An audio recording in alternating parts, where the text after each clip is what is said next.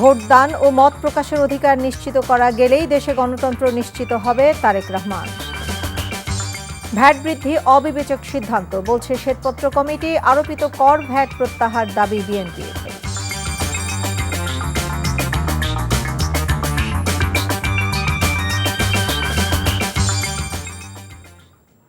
আসসালামু আলাইকুম। নাজনীন আহমেদ স্বাগত জানাচ্ছি এনটিভি রাতের খবরে। ক্রাউন সিমেন্ট শিরোনাম দেখছিলেন, এবারে পুরো খবর।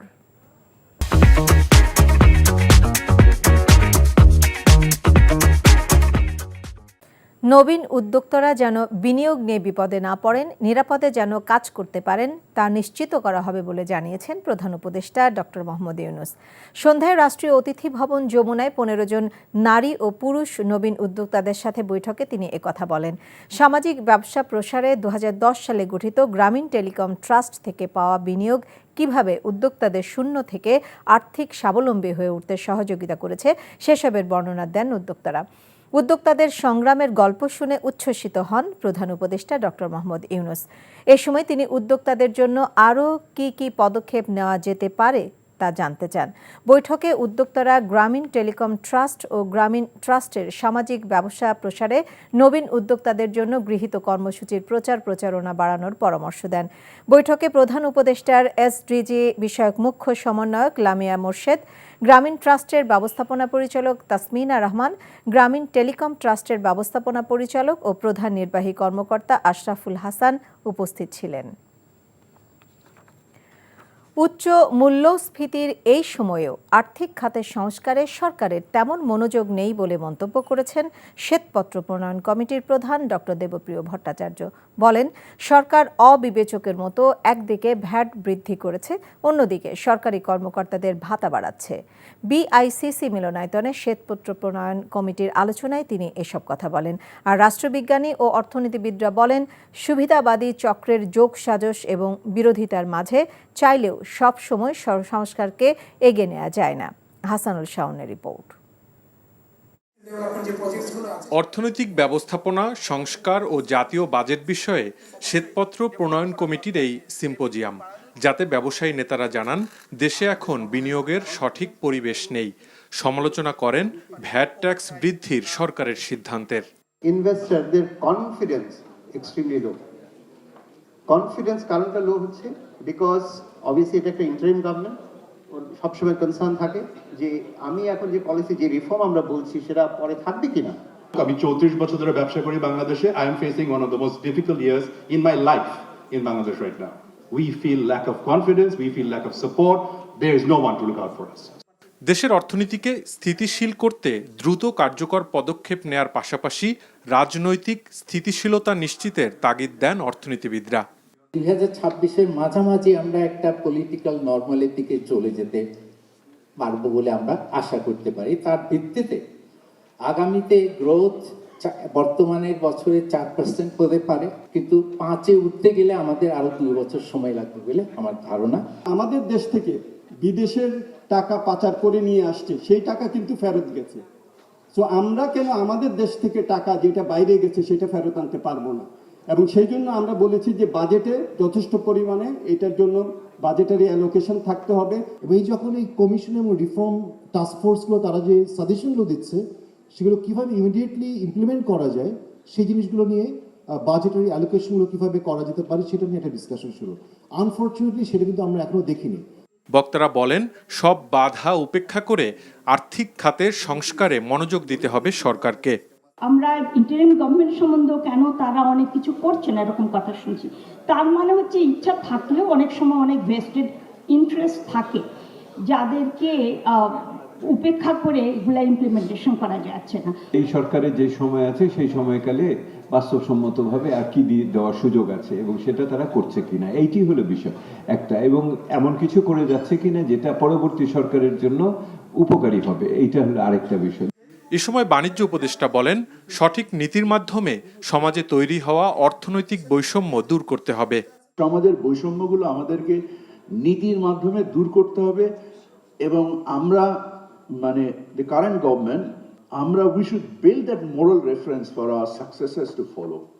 এছাড়া 1 কোটি ফ্যামিলি কার্ডের 37 লাখই নিয়ম না মেনে দেয়া হয়েছে জানিয়ে বাণিজ্য উপদেষ্টা বলেন, টিসিবির পণ্য বিক্রি কার্যক্রম স্বচ্ছতা নিশ্চিত করে এগিয়ে নেয়ার চেষ্টা চলছে।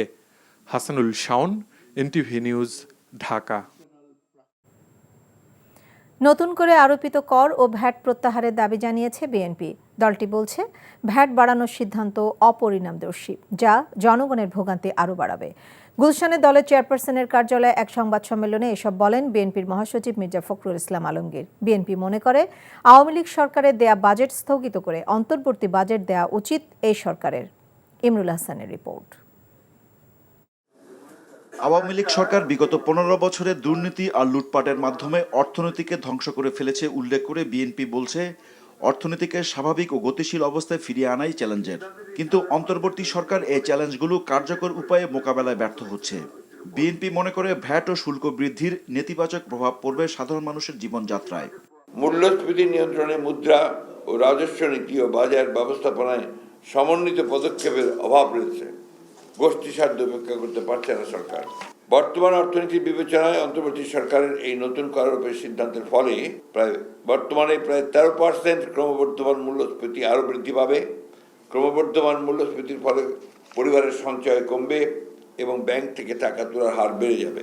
সাধারণ জনগণের উপরে কর এবং ভ্যাট তথা পরোক্ষ কর আরোপের মতো এই অপরিণামদর্শী সিদ্ধান্ত অবিলম্বে প্রত্যাহার করার আমরা আহ্বান জানাচ্ছি। বিএনপি মনে করে, অপ্রয়োজনীয় মেগা প্রজেক্টে বরাদ্দ বন্ধ রেখে এবং সরকারি খরচ কমিয়ে চলমান আর্থিক সংকটের সমাধান করা যায়। পাশাপাশি চলতি বাজেটের অর্থনৈতিক ব্যবস্থাপনা পুনর্বিন্যাসের পরামর্শ দিয়েছে দলটি। ইতিমধ্যে যে ম্যানেজমেন্টটা, এটা বিগত সরকারের লুটপাটের বাজেট বাস্তবায়নের মাধ্যমে সেখান থেকে তাদেরকে সরে আসতে হবে। সরে এসে বর্তমান যে ক্রাইসিস, এটাকে অ্যাড্রেস করার জন্য নতুনভাবে চিন্তা করতে হবে। এটা অন্তর্বর্তীকালীন বাজেট দেওয়া উচিত ছিল বলে আমি মনে করি। বিএনপির মহাসচিব বলেন, নির্বাচিত সরকার না আসা পর্যন্ত সবকিছু সামাল দেওয়া সম্ভব হবে না। এই বিষয়গুলোকে আপাতত আমার মনে হয় যে তাদের খুব বেশি প্রয়োজন ছিল না, যদি বলে তারা আপনার দ্রুত নির্বাচনের দিকে যেত, যেটা আমরা বারবার বলে আসছি। যে প্রশ্নটা করা হয়েছে, যে মূল বিষয়টা তো হচ্ছে জবাবদিহিতা নিশ্চিত করলে আপনার অনেক সমস্যাই সমাধান হয়ে যায়, যেটা আপনার একমাত্র একটা ইলেক্টেড পার্লামেন্ট ছাড়া সম্ভব নয়। সেই কারণেই আমরা এত বেশি জোর দিচ্ছি আপনার একটা নির্বাচনের মাধ্যমে একটা জবাবদিহিমূলক সরকার এবং একটা অবস্থা তৈরি করা। Imrul Hasan, NTV news, Dhaka. ভোটদান ও মত প্রকাশের অধিকার নিশ্চিত করা গেলেই দেশে গণতন্ত্র নিশ্চিত করা যাবে বলে মন্তব্য করেছেন বিএনপির ভারপ্রাপ্ত চেয়ারম্যান তারেক রহমান। জিয়াউর রহমানের 89তম জন্মবার্ষিকীর অনুষ্ঠানে ভার্চুয়ালি দেয়া বক্তব্যে তিনি একথা বলেন। তিনি বলেন, সৈনিক, রাজনীতিক, রাষ্ট্রপ্রধান সব পরিচয়ে সফল হয়েছিলেন জিয়াউর রহমান। সাদরিনা খন্দকারের রিপোর্ট। বিএনপির প্রতিষ্ঠাতা ও শহীদ রাষ্ট্রপতি জিয়াউর রহমানের 89তম জন্মবার্ষিকী উপলক্ষে শনিবার বিকেলে মিন্টো রোডের শহীদ আবু সাইদ মিলনায়তনে চিত্রকর্মের প্রদর্শনী আয়োজন করা হয়। 2 পর্বের অনুষ্ঠানে শিশুদের গল্প বলা আর জিয়াউর রহমানের স্মৃতিচারণ করা হয়। দ্বিতীয় পর্বে অংশ নেন দলের স্থায়ী কমিটির সদস্য নজরুল ইসলাম খান সহ শিক্ষাবিদ ও গণমাধ্যম প্রতিনিধিরা। এ সময় নজরুল ইসলাম খান বলেন, জিয়াউর রহমানের সুদূরপ্রসারী চিন্তার ফল এখনো ভোগ করছে মানুষ। এ দেশের হেন শ্রেণী পেশার মানুষ নাই। তিনি নারী এবং শিশু মন্ত্রণালয় করেছিলেন, যুব উন্নয়ন মন্ত্রণালয় করেছিলেন, যুব কমপ্লেক্স, নারী কমপ্লেক্স, শিশু কমপ্লেক্স করেছিলেন। প্রত্যেকের কল্যাণের জন্য তিনি কাজ করেছেন, আর সেই কাজের ফল আমরা আজকে উপভোগ করছি। ফাউন্ডেশনের প্রতিষ্ঠাতা ও বিএনপির ভারপ্রাপ্ত চেয়ারম্যান তারেক রহমান দাবি করেন, সৈনিক, রাজনীতিক, রাষ্ট্রপ্রধান সব পরিচয়ে সফল হয়েছিলেন জিয়াউর রহমান। সৈনিক হিসাবে, ওনার সৈনিক জীবন থেকে, ওনার রাজনীতিবিদ জীবন থেকে, ওনার স্টেটসম্যানের জীবন থেকে আগামী দিনের ভবিষ্যৎ নেতৃবৃন্দ যারা আসবে বাংলাদেশে, ভবিষ্যৎ সৈনিক যারা আসবেন বাংলাদেশে, ভবিষ্যৎ রাজনীতিবিদ যারা দেশকে পরিচালনা করবেন, আমি দৃঢ়ভাবে বিশ্বাস করি প্রত্যেকের জন্য অনেকগুলো অনুকরণীয় হোক অথবা অনেকগুলো এক্সাম্পল হোক, অনেকগুলো বিষয় উদাহরণস্বরূপ হোক, ওনার কাছ থেকে আমরা নিতে পারবো, যা এই দেশকে, এই দেশের মানুষকে একটি উজ্জ্বল ভবিষ্যতের দিকে নিয়ে যেতে সক্ষম হবে বলে ওনার সন্তান হিসেবে আমি দৃঢ়ভাবে বিশ্বাস। তিনি বলেন, ভোটদানের অধিকার ও মত প্রকাশের অধিকার নিশ্চিত করা গেলেই গণতন্ত্র নিশ্চিত করা যাবে। এ সময় তারেক রহমান এও বলেন, মুক্তিযুদ্ধের সঠিক ইতিহাস তুলে ধরতে পারলেই জিয়ার দর্শন প্রচার করা হবে তরুণ প্রজন্মের মাঝে। সাদরিনা খন্দকার, এনটিভি নিউজ, ঢাকা। দখল, ঘুষ ও মামলা বাণিজ্য না করতে সকলের প্রতি আহ্বান জানিয়েছেন জামায়াতে ইসলামের আমির ডাক্তার শফিকুর রহমান। দুপুরে রাজশাহী নগরীর ঐতিহাসিক মাদ্রাসা মাঠে মহানগর ও জেলা জামায়াত আয়োজিত কর্মী সম্মেলনে তিনি এসব কথা বলেন। জামায়াতের আমির বলেন, জুলাই বিপ্লবে ছাত্র জনতা জীবন দিয়ে সমাজ থেকে সব ধরনের দুঃশাসন ও দুর্নীতির কবর রচনা করতে চেয়েছে। রাজশাহী মহানগর জামায়াতের আমির ডক্টর কেরামত আলীর সভাপতিত্বে সম্মেলনে দলের কেন্দ্রীয় নেতারা বক্তব্য রাখেন। এখানে ফুটপাত দখল হয়, হাট বাজার, বালুমহাল, জলমহাল, বিভিন্ন যানবাহনের স্ট্যান্ড সবগুলাতে দখলদারি হয়, তাহলে আমাদের এই শহীদদের রক্তের প্রতি এইটাকে ভালোবাসা, এটাকে সম্মান, এই কাজ যারা করেন বিনয়ের সাথে তাদেরকে অনুরোধ করি এই কাজটা ছেড়ে দেন, মেহরবানি করে এই কাজটা করবেন না, আমাদের শহীদদের আত্মা কষ্ট পাবে। প্রধান উপদেষ্টা প্রেস সচিব শফিকুল আলম বলেছেন, অন্তর্বর্তীকালীন সরকারের প্রধান দায়িত্ব হল গণহত্যার দায়ে অভিযুক্ত ক্ষমতাচ্যুত প্রধানমন্ত্রী শেখ হাসিনাকে দেশে এনে বিচারের কাঠগড়ায় দাঁড় করানো। কুষ্টিয়ার ইসলামী বিশ্ববিদ্যালয়ে জুলাই বিপ্লবের আকাঙ্ক্ষা ও গণমাধ্যম শীর্ষক উন্মুক্ত সেমিনারে তিনি একথা বলেন। দুপুরে বিশ্ববিদ্যালয়ের বীরশ্রেষ্ঠ হামিদুর রহমান মিলনায়তনে ইসলামী বিশ্ববিদ্যালয় প্রশাসন ও ইসলামী বিশ্ববিদ্যালয় সাংবাদিক সমিতির যৌথ উদ্যোগে এই সেমিনারের আয়োজন করা হয়। সেমিনারে প্রধান অতিথি ছিলেন ইসলামী বিশ্ববিদ্যালয়ের vice chancellor professor doctor Nakib Mohammad Nasrullah. মিডিয়ার অনেক ভূমিকা সেটা এই ইন্টারিম গভর্নমেন্ট করছে। আমরা এর মাধ্যমে আজকে আমরা এই যে গুম করছে হাসিনা, এই যে গুম, এইগুলোর আমরা জাস্টিস এন্ড অ্যাকাউন্টেবিলিটি আছে, তার নামে কেস হয়েছে আইসিটিতে, তাকে আমরা এক্সট্রাডিশন চেয়েছি এবং এটা একটা লিগ্যাল প্রসেসে তাকে, এবং আমরা পুরো সারা জাতি যদি সোচ্চার থাকি এবং এটা যদি আমরা প্রেসার রাখতে পারি, ঠিকই তাকে আনা হবে।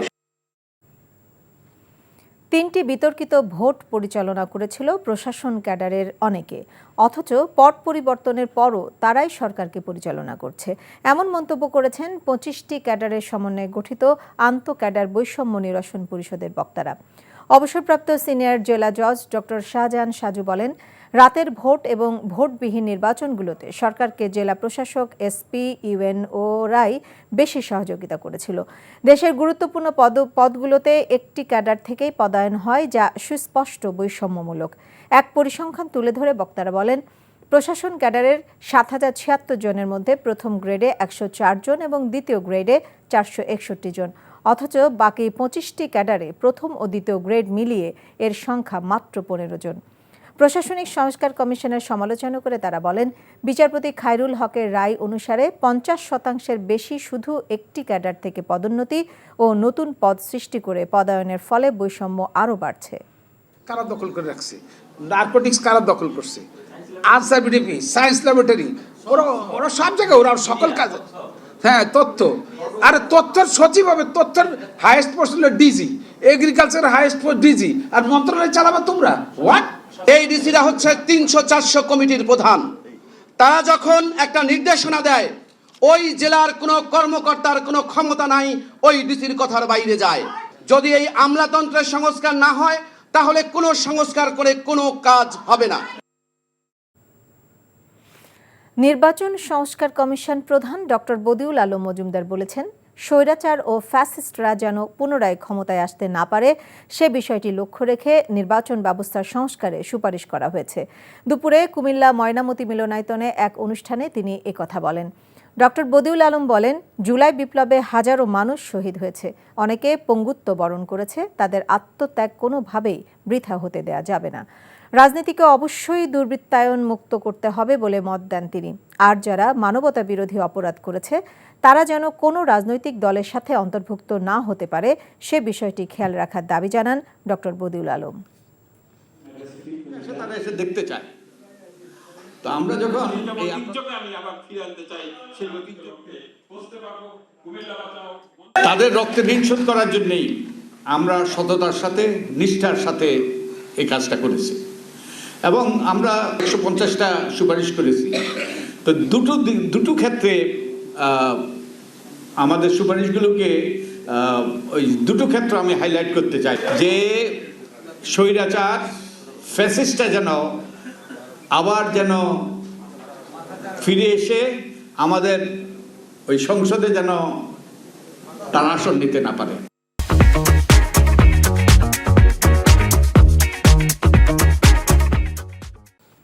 প্রায় 2 কোটি টাকার অবৈধ সম্পদ অর্জনের মামলায় গ্রেপ্তারকৃত বাংলাদেশ ফাইন্যান্সিয়াল ইন্টেলিজেন্স ইউনিটের সাবেক প্রধান মাসুদ বিশ্বাসকে কারাগারে প্রেরণ করা হয়েছে। এর আগে ঢাকা মহানগর গোয়েন্দা পুলিশের সহায়তায় তাকে গ্রেফতার করে দুদক। গতকাল রাতে রাজধানীর মিরপুর থেকে তাকে গ্রেফতার করা হয়। দুপুরে দুদক কার্যালয়ে দুদক মহাপরিচালক মীর মোহাম্মদ জয়নুল আবেদিন শিবলি এ তথ্য জানান। এ সময় দুদকের এই কর্মকর্তা হুঁশিয়ারি দিয়ে বলেন, যাদের বিরুদ্ধে দুদক মামলা করেছে তাদের কাউকে ছাড় দেওয়া হবে না। এর আগে দুপুর 12:15টার দিকে সেগুনবাগিচায় দুদক কার্যালয়ে হাজির করা হয় মাসুদ বিশ্বাসকে। প্রায় 1.5 ঘন্টার মতো জিজ্ঞাসাবাদ শেষে তাকে আদালতে নেওয়া হয়। হেড অফ বিএফআইও জনাব মাসুদ বিশ্বাসের বিরুদ্ধে প্রায় 2 কোটি টাকার অবৈধ সম্পদের একটা মামলা দায়ের করি। সে মামলায় আমরা গতকাল ডিএমপির সহযোগিতায় তাকে আমরা গত রাত্রে গ্রেফতার করি মিরপুর থেকে। যাদের বিরুদ্ধে আমরা মামলা দায়ের করছি তারা হয় জেলে থাকবে, না হয় বেলে থাকবে। অর্থাৎ যাদের বিরুদ্ধে আমরা মামলা রুজু করছি প্রত্যেকেরই আমরা এরকম গ্রেফতারের জন্য প্রচেষ্টা চালাবো, কেউ বাইরে থাকবে না। নিষিদ্ধ ঘোষিত সংগঠন ছাত্রলীগের সন্ত্রাসী কর্মকাণ্ডের বিচারের দাবিতে মার্চ ফর জাস্টিস কর্মসূচি পালন করেছে জাতীয়তাবাদী ছাত্রদল। বিকেলে রাজধানীর ইঞ্জিনিয়ার ইনস্টিটিউশনের সামনে থেকে কেন্দ্রীয় শহীদ মিনার অভিমুখে তারা এই কর্মসূচি পালন করে। এ সময় দলের নেতারা ফ্যাসিস্ট হাসিনা ও তার দোসরদের বিচার নিশ্চিত না হওয়া পর্যন্ত রাজপথে আন্দোলন চালিয়ে যাওয়ার ঘোষণা দেন। বিস্তারিত জুনায়েদ আল হাবিবের রিপোর্টে। মার্চ ফর জাস্টিস কর্মসূচিকে ঘিরে সকাল থেকেই রাজধানীর রমনা ইঞ্জিনিয়ার ইনস্টিটিউশনের সামনে জড়ো হতে থাকেন নেতাকর্মীরা। বিকেল 3টায় শুরু হয় আনুষ্ঠানিক পদযাত্রা। এ সময় কয়েক হাজার নেতাকর্মীর পদচারণায় মুখর হয়ে ওঠে রাজপথ। সবার কণ্ঠে ছিল হাসিনা ও তার দোসরদের বিচার নিশ্চিতের দাবি। পদযাত্রাটি শাহবাগ টিএসসি হয়ে কেন্দ্রীয় শহীদ মিনারে গিয়ে শেষ হয়। পদযাত্রা পরবর্তী সমাবেশে ছাত্র নেতারা বলেন, গত 16 বছরের আন্দোলন সংগ্রামকে অস্বীকার করে কেউ যদি নতুন ইতিহাস রচনা করতে চায়, সেই ইতিহাস আস্থা করে ছুঁড়ে ফেলা হবে। ফ্যাসিস্ট বিরোধী আন্দোলনে ছাত্র জনতার যে ঐক্য গড়ে উঠেছিল, সেই ঐক্যে ফাটল ধরাতে একটি পক্ষ ষড়যন্ত্র করছে বলেও অভিযোগ করেন তারা। যারা প্রত্যেকটি শিক্ষাঙ্গনে সাধারণ শিক্ষার্থীদেরকে হামলা করেছে, খুন করেছে, সেই সকল আওয়ামী লীগের দোষরদেরকে অতি দ্রুত সময়ের মধ্যে গ্রেপ্তারের দাবি জানাচ্ছি। বাংলাদেশের স্বাধীনতা সার্বভৌমত্ব রক্ষায় আমরা বাংলাদেশের সকল ছাত্র সংগঠন এক এবং ঐক্যবদ্ধ রয়েছি, কিন্তু যারা এই জুলাই আগস্টের আন্দোলনকে কুক্ষিগত করতে চায়, যারা এক কৃতিত্ব দাবি করতে চায়, তারা যেন এই ঐক্যকে বিনষ্ট করতে না পারে, সেজন্য তারা যেন দায়িত্বশীল ভূমিকা পালন করে। কেউ যদি মনে করে থাকে বিগত 15.5 বছরের ছাত্র দলের ত্যাগ শ্রম সংগ্রামকে অস্বীকার করে কোন ইতিহাস রচনা করবে, সেই ইতিহাসকে ছাত্রদল ডাস্টবিনে নিক্ষেপ করবে। এ সময় যত দ্রুত সম্ভব জুলাই অভ্যুত্থানে যারা বিশ্ববিদ্যালয়গুলোতে হামলা করেছিল তাদের চিহ্নিত করে ছাত্রত্ব বাতিল সহ শাস্তি নিশ্চিতের দাবি জানান তারা। জুনায়েদ আল হাবিব, এনটিভি নিউজ, ঢাকা। সংক্ষুব্ধ আদিবাসী ছাত্র জনতার উপর স্টুডেন্ট ফর সভারেন্টি নামের একটি সংগঠনের হামলায় জড়িতদের বিচারের দাবিতে আজও বিক্ষোভ সমাবেশ করেছে আদিবাসী ছাত্র জনতা। বিকেলে ঢাকা বিশ্ববিদ্যালয়ের রাজু ভাস্কর্যের সামনে এই সমাবেশ করে সংক্ষুব্ধ আদিবাসী ছাত্র জনতা। বিক্ষোভ সমাবেশে বক্তারা বলেন, শুধু হামলাকারীদের গ্রেফতার ও বিচার নিশ্চিত নয়, পাশাপাশি সংবিধানে আদিবাসীদের স্বীকৃতি ও পাঠ্যপুস্তকে আদিবাসী শব্দ সম্বলিত গ্রাফিতি অন্তর্ভুক্ত করতে হবে।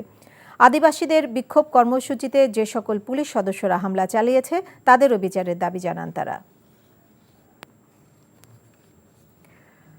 এসএসএফ ডিজির বাসায় অপরাধে অভিযুক্ত আলী হোসাইন শিশিরকে আশ্রয় দেওয়ার অভিযোগ সম্পূর্ণ মিথ্যা এবং উদ্দেশ্য প্রণোদিত বলে জানিয়েছে প্রধান উপদেষ্টার প্রেস উইং জানায়, এসএসএফের একজন মুখপাত্র বলেছেন, আলী হোসাইন নিজেকে নরসিংদীর একটি গার্মেন্টস ফ্যাক্টরির মালিক হিসেবে পরিচয় দিয়ে বৈধ চুক্তির মাধ্যমে ডিজির ফ্ল্যাটটি ভাড়া নিয়েছিলেন।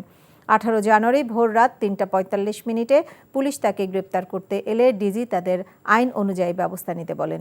বিবৃতিতে আরও জানানো হয়, অপরাধে অভিযুক্তকে বাসায় আশ্রয় দেওয়ার প্রশ্নই ওঠে না। অভিযোগ করা পোস্টগুলো পুরোপুরি মিথ্যা এবং উদ্দেশ্য প্রণোদিত বলেও দাবি করা হয়। বিএনপির ভারপ্রাপ্ত চেয়ারম্যান তারেক রহমানের পক্ষে খুলনার পাইকগাছায় 2000-এর বেশি মানুষকে শীতবস্ত্র বিতরণ করা হয়েছে। তীব্র শীতে বিপর্যস্ত দক্ষিণ খুলনায় শীতবস্ত্র বিতরণ করেন বাংলাদেশ সংবাদ সংস্থার চেয়ারম্যান আনোয়ার আলদিন। খুলনার কপলিমুনি শ্রীরামপুরে Zia primary health care centre মাঠে বিএনপির পাইকগাছা সভাপতি সহ দলটির স্থানীয় নেতাকর্মীরা উপস্থিত ছিলেন। আগামীতেও দুস্থ মানুষের পাশে এভাবে সহযোগিতার ঘোষণা দেন তারা।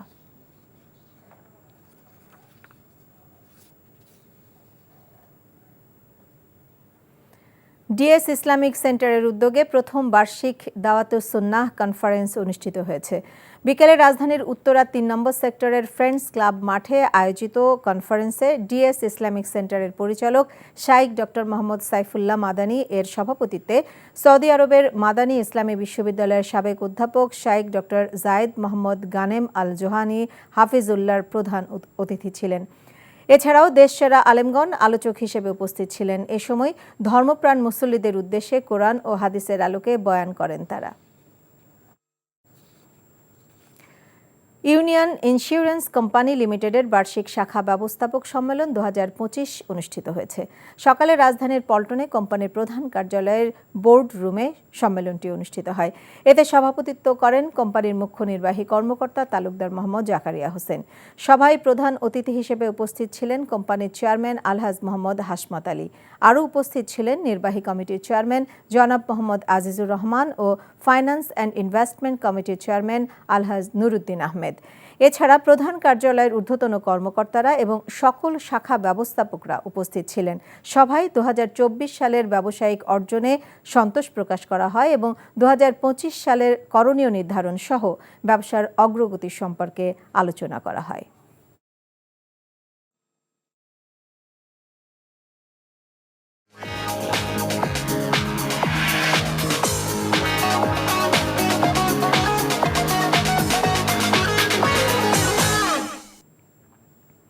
নগদ নিবেদিত অর্থনীতির খবর। ছুটির দিনে প্রাণ ফিরে পেয়েছে ঢাকা আন্তর্জাতিক বাণিজ্য মেলা। শনিবার সাপ্তাহিক ছুটির দ্বিতীয় দিন ছিল ক্রেতা দর্শনার্থীদের পদচারণায় মুখর। তবে বেচা বিক্রি নিয়ে রয়েছে মিশ্র প্রতিক্রিয়া। মেজবা হাসানের রিপোর্ট। এ যেন এক আনন্দ মেলা। কেউ পরিবার পরিজন, কেউ বা আবার বন্ধুদের নিয়ে ঘুরছেন, কেউ ব্যস্ত প্রিয়জনকে নিয়ে খাওয়া দাওয়ায়, আবার কেউ কেউ করছেন কেনাকাটাও। সবকিছু বাংলাদেশে কম বেশি দেখা হয়েছে, কিন্তু এটা দেখা হয় না কখনো। তো এই কারণে এবার আসা যে গিয়ে দেখি কি পরিমাণ, সবসময় শুধু নিউজেই দেখি। বাচ্চাদেরকে নিয়ে আসছি প্রথমে, দুজন নিয়ে এবার প্রথম আসছে। আগে আসেনি বাণিজ্য মেলাতে, আমরা দুজন আসতাম। ঢাকা আন্তর্জাতিক বাণিজ্য মেলার 29তম আসরের 18তম দিন শনিবার যেমন দর্শনার্থীদের আনাগোনা বেড়েছে, তেমনি বেড়েছে বিক্রিও। আমরা এবছর ফার্স্ট টাইম আসলাম, আমরা সিলেট থেকে আসছি। আমরা প্রথম থেকে খুবই সাড়া পাচ্ছি, আমাদের সেলও যথেষ্ট ভালো, আলহামদুলিল্লাহ। মেলায় আসা দর্শনার্থীরা ভিড় জমাচ্ছেন গৃহস্থলীর জিনিসপত্র, শীতের পোশাক ও খাবার দোকানগুলোতে। তরুণীরা ভিড় করছেন গহনার স্টলে। সেই সাথে ফুড বেভারেজ কোম্পানিগুলোর পরিচিত ব্র্যান্ডগুলো থেকে অফার লুফে নিচ্ছেন ক্রেতারা। আমাদের কনজিউমার খুব ভালো, আমাদের ফিডব্যাক খুব ভালো, আমাদের প্রোডাক্ট সবসময় খুব ভালো চলে। আমরা যে সংখ্যক কনজিউমার আশা করেছিলাম তার থেকে বেটার কনজিউমার আসছে। এই বছর এইবারই প্রথম আসলাম আর কি, ভালো লাগছে। আগের যে পরিবেশটা অনেক ভালো লাগছে আমার কাছে। বেশ কয়েক বছর ধরে ঢাকার অদূরে এই মেলা হয়, বেচাকেনা কিংবা দর্শনার্থী কম বেশি নিয়ে রয়েছে মিশ্র প্রতিক্রিয়া। গত এক সপ্তাহ ধরে এবার একটু ভালো চলতেছে। এখানে কাস্টমার খুবই কম, যাতায়াত সমস্যা সবচেয়ে বড়। একই জিনিসের গায়ের মূল্য সেও 10-20% আমরা কমে পাচ্ছি মহল্লায়, কিন্তু আন্তর্জাতিক বাণিজ্য মেলায় মানে গায়ের রেট দিয়ে জিনিসপত্র কিনতে হচ্ছে। মেলার শেষার্ধে আরও বেচাকেনা বাড়বে এমনটাই প্রত্যাশা বিক্রেতাদের। Misbah Hasan, NTV news, Dhaka. দেশের শীর্ষস্থানীয় কোম্পানি ওয়ালটনের ডিস্ট্রিবিউটর নেটওয়ার্কের আয়োজনে অনুষ্ঠিত হল পার্টনার্স টুগেদার শীর্ষক সম্মেলন। সকালে গাজীপুরের চন্দ্রায় ওয়ালটন হাইটেক পার্কে বেলুন উড়িয়ে এই সম্মেলনের উদ্বোধন করেন Walton Hi Tech Industries PLC chairman S M. Shamsul Alam ও ব্যবস্থাপনা পরিচালক এস.এম. মাহবুবুল আলম। এতে দেশজুড়ে ওয়ালটন ডিস্ট্রিবিউটর নেটওয়ার্কের সঙ্গে যুক্ত প্রায় 1000 ব্যবসায়িক অংশীদার সহ প্রতিষ্ঠানের বিভিন্ন পর্যায়ের বিক্রয় প্রতিনিধি, কর্মকর্তা ও পরিচালনা পর্ষদের অন্যরা সদস্যরা অংশ নেন। সম্মেলনে ডিস্ট্রিবিউটরদের দিক নির্দেশনা ও পরামর্শ দেন প্রতিষ্ঠানের চেয়ারম্যান ও ব্যবস্থাপনা পরিচালক। বরিশাল জেলা শিল্পকলা একাডেমি মিলনায়তনে দিনব্যাপী largest banking network business conference শীর্ষক অনুষ্ঠানের আয়োজন করে আইএফআইসি ব্যাংক। বরিশাল ও ফরিদপুর জোনের 16টি শাখা ও 96টি উপশাখার 3.5 শতাধিক কর্মীদের নিয়ে আয়োজন করা হয় দিনব্যাপী এই বিজনেস কনফারেন্স।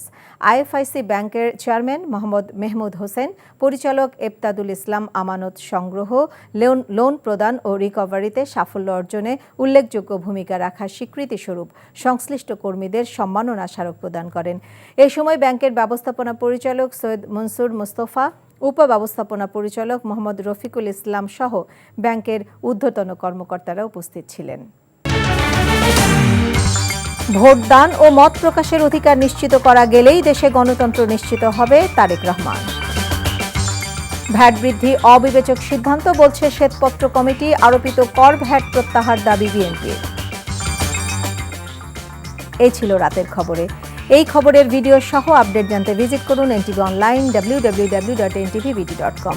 এছাড়াও এনটিভি জনপ্রিয় সব অনুষ্ঠান ও খবরের আপডেট জানতে ভিজিট করুন আমাদের ইউটিউব ও ভেরিফাইড ফেসবুক পেজ।